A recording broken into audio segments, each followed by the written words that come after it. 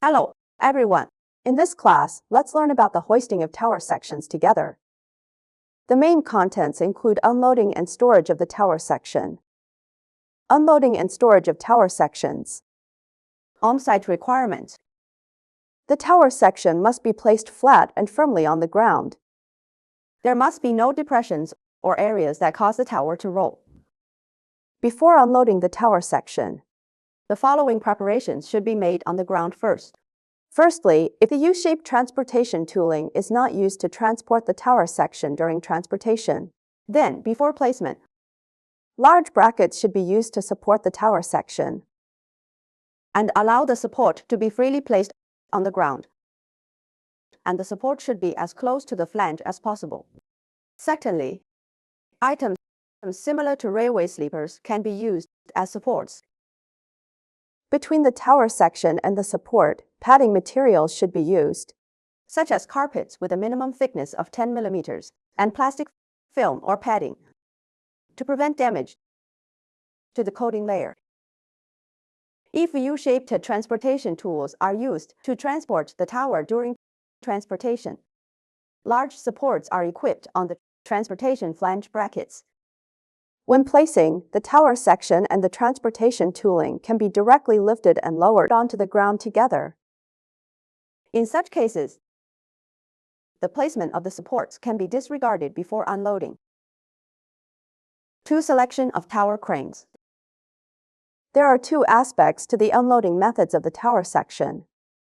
Install the lifting gear symmetrically at both ends of each tower section, and use 2 cranes for hoisting and unloading.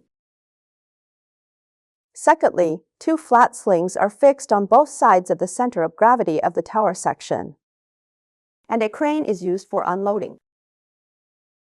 From the perspectives of the weight safety and ease of installation of the tower section are important. When unloading, select cranes and special tools of appropriate tonnage based on the weight of the tower section.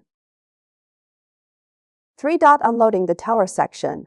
Based on the on-site transportation of the tower section and whether there are U-shaped transportation tools, it is decided whether to place supports. First, arrange the site where the tower section is placed and remove the transportation ropes and fasteners on the flange of the tower section. The removed transportation equipment is stored centrally and returned to the manufacturer.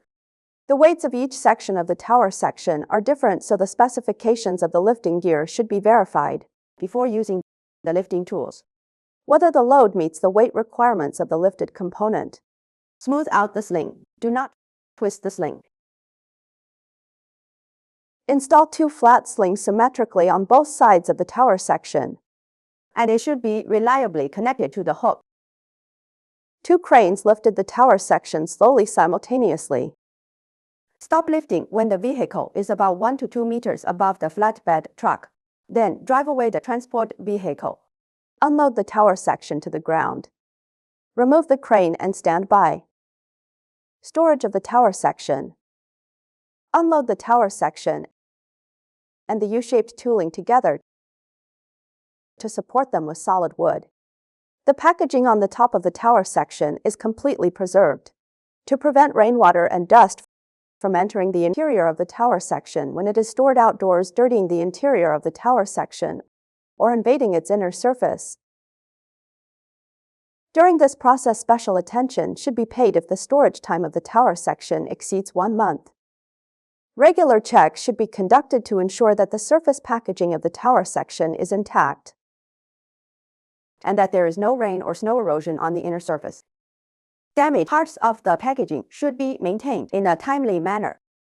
The above is all the relevant content about the unloading and storage of tower sections. I hope everyone can consolidate their studies. This concludes the content of this class. Thank you all.